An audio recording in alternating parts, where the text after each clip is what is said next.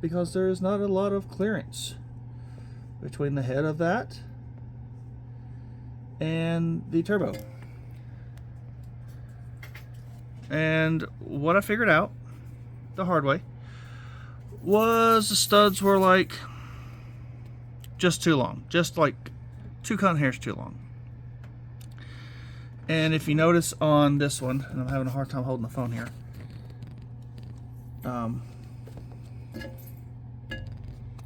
she's ground down. I had to grind. I ground not only the bottom, but I had to grind the top because I didn't want to take too many threads off. Actually, you can see that back one, I think. Also, that one's probably that one was the most, or the least problematic, that one right there, because there's nothing on top. This one was the most problematic because it was right there underneath the turbine section of it, and yeah, I had to grind those tips down pretty aggressively to, sorry about all the phone shaking, to get this thing mounted. Another thing, the brake lines, oh my god, you'll notice that the brake lines are bent the snot out of them. You have to get everything to clear, but everything's clear now. I mean, look at that. I got spacing on my blow off valve, spacing. I can get a fingertip in there at least. That's all she asked. At least got a fingertip.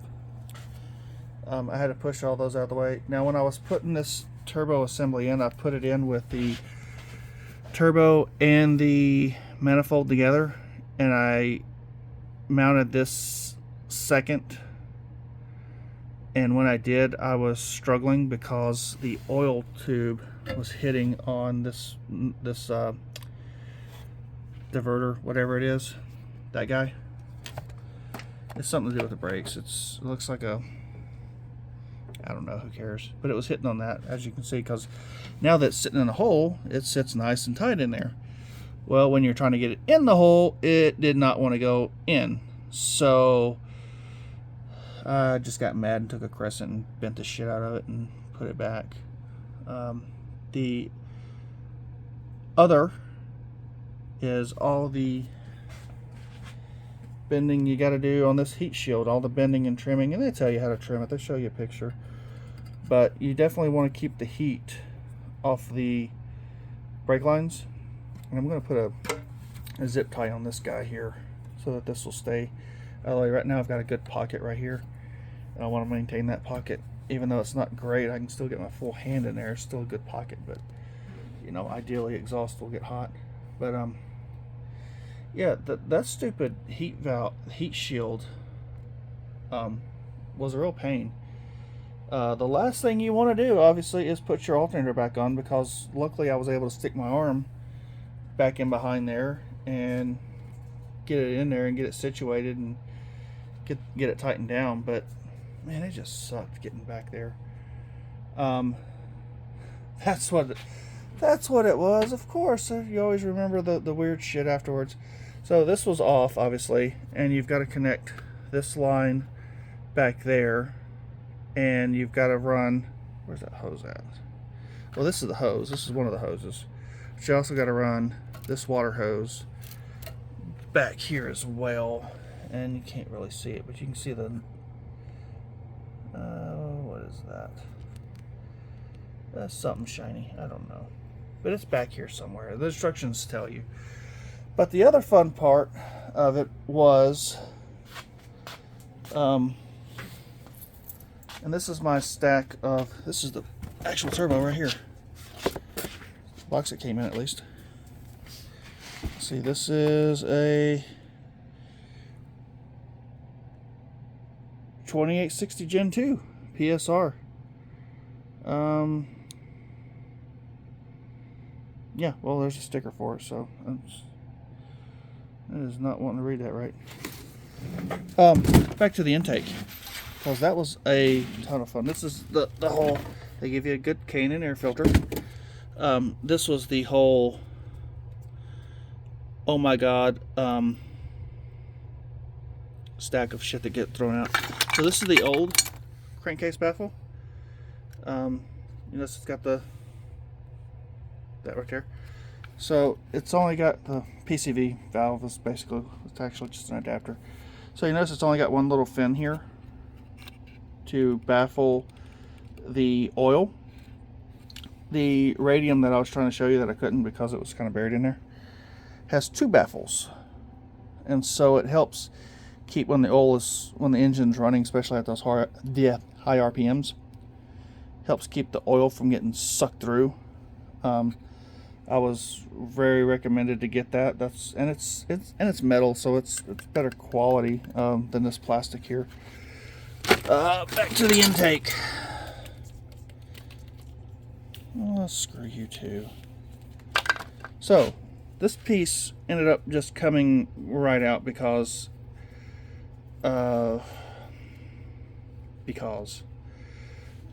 when you mount the new intake, they tell you to connect this hose to this hose and do away with this.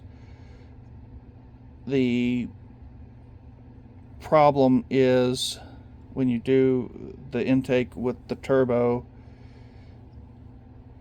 you just might as well just eliminate this whole piece and just connect it together and call it good. Takes this jungle stuff out of here, and you're fine. The other complication I had was these two guys right here, because I originally was going to do like I said, take this out and blah blah blah, and what I figured out, there's the old 2.5 injectors, and what I figured out, yes, Chewy, you see how he sulks at me? He's been doing this whole project, just looking at me like that, like I'm wasting his time every time. So really, so what I figured out was this manifold, not manifold, well, the manifold doesn't have any coolant running through it like the factory does. So you got to reroute some coolant there, and since you're doing the turbo as well, you've got to reroute cooling. So you've got to you kind of redo a lot of the cooling system stuff. But not only that, but the throttle body, this cool new throttle body, doesn't have any coolant running through it. So you've got to blank that off as well. So what I end up doing is, in the back there is the coolant jacket for the EGR, and then there's the coolant down here as well. So instead of it going in through the throttle body and then out to the back of the head, or vice versa, I don't know, I don't fucking know which way it runs. I got so frustrated with this that, yeah, I just connected that, instead of it going through just went from there to there and just got a single piece of hose. It's 5/16, I believe. No, 3/8. It's 3/8. Yeah, that was fun. There was something else that I had to get 5/16 hose for, vacuum hose for, and that was a real pain. And I know I keep bouncing around because every time I start talking about it, I remember something else that went horribly fantastic. A lot of it was with this, just because it was a lot to take on all at once with the intake and the turbo. But it's going to be worth it. Definitely going to be worth it. But yeah, and when you get this intake, you'll want to, this is the fuel in. I left my flashlight over there. You'll want to bend your fuel line going in. I'll show you in a second. But also, get rid of that battery. My battery's in the trunk. Get rid of the battery. It'll help free up so much of the space here. Just get rid of it. That's my battery lead there. I disconnected it, and I'm pretty sure it's it better be disconnected in the back. I just got to hook that back up. I was going to put a disconnect in here, and yeah, I just haven't. I don't know what I'm going to do yet, because ideally I need to run a single throw double pole disconnect switch, so that the alternator and the battery cuts out, because there's a regulation saying that you got to be able to turn that off as an emergency disconnect, SCCA or something, whatever. It's a rule, and it's a legit. That way, if the car runs away or is still running while you're knocked out and crashed or whatever inside, they can turn it off.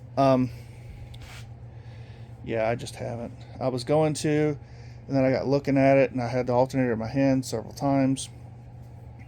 Yeah. So there's that. That's what that is right there.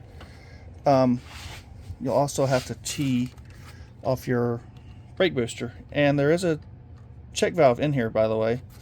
It's about right here. If you start crushing on the hose, you'll feel it. It is directional, so it'll hold the vacuum in the brake booster there. So that was fun. Fuel line. Jesus, this whole project's been like that. So the fuel line, the fuel feed line, is right here. Now, this little guy with the white stripe on there, and I know it's awesome to see, especially on camera there. Now, when you go to put this on from the start, it's sitting straight up, and it hits the intake like right here.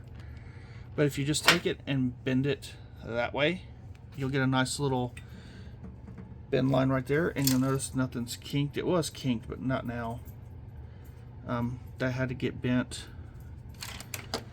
There's a lot on this car that can get bent, but not everything got bent.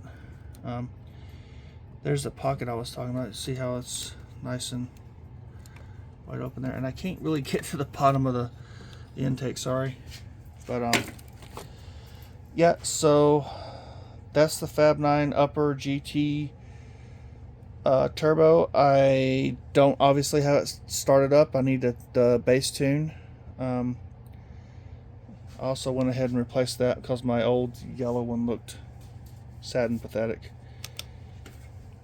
Haven't fired it up, waiting on base tune. I'm gonna do oils and antifreeze tomorrow, along with catch can, which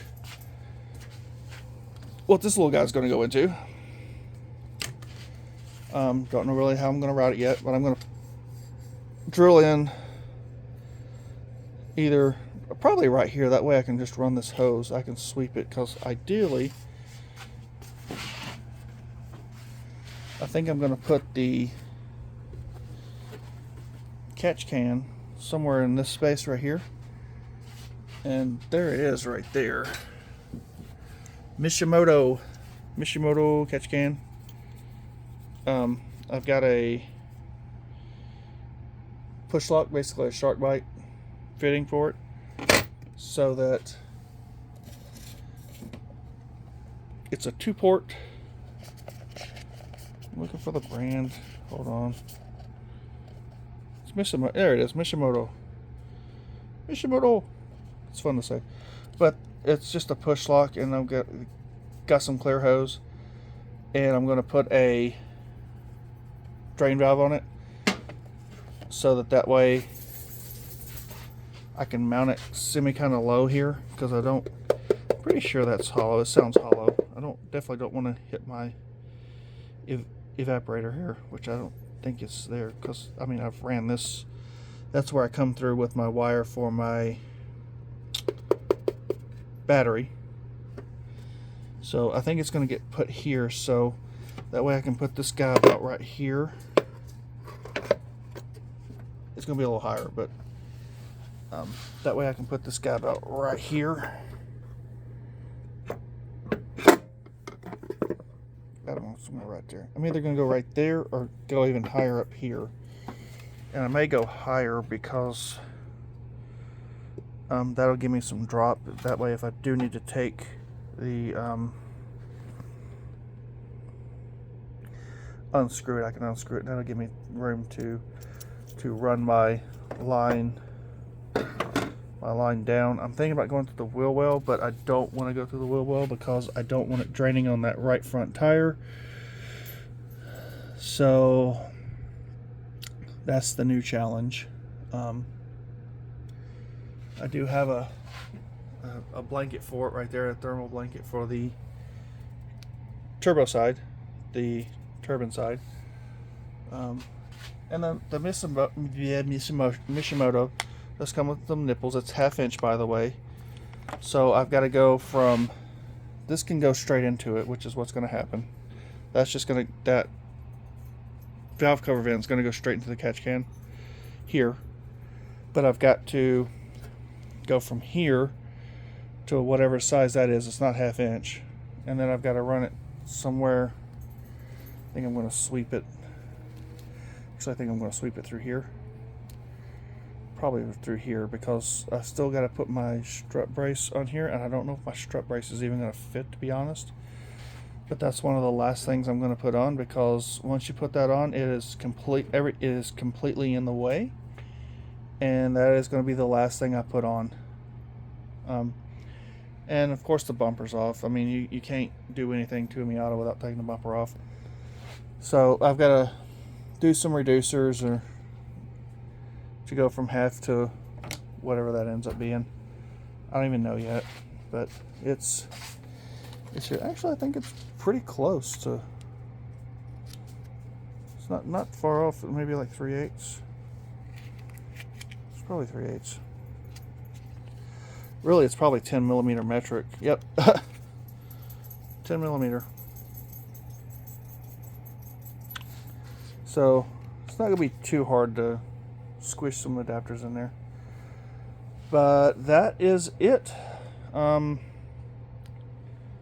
get these posted eventually. Oh, that's the other thing. You ever just keep looking at something and go, oh yeah, that really sucked? The other thing is, back to the antifreeze, you've got to really bend the heck out of this guy right here to get it to point down or back, because when it's factory, it's pointed out like this at an angle out. But since this is now in the way, you've got to shove it back. So you got to shove it to the firewall. Just a lot of nuances like that. But all in all, I think it's going to be definitely worth it. Like I said, I'm going to work on it some more tomorrow. And hopefully get everything ready so that when I get my tune, I can load the base tune and fire it up. So, any questions, comments, concerns, just let me know. Complaints, you can keep your complaints to yourself. I don't care. You can complain all you want. I don't care. Y'all have a good one.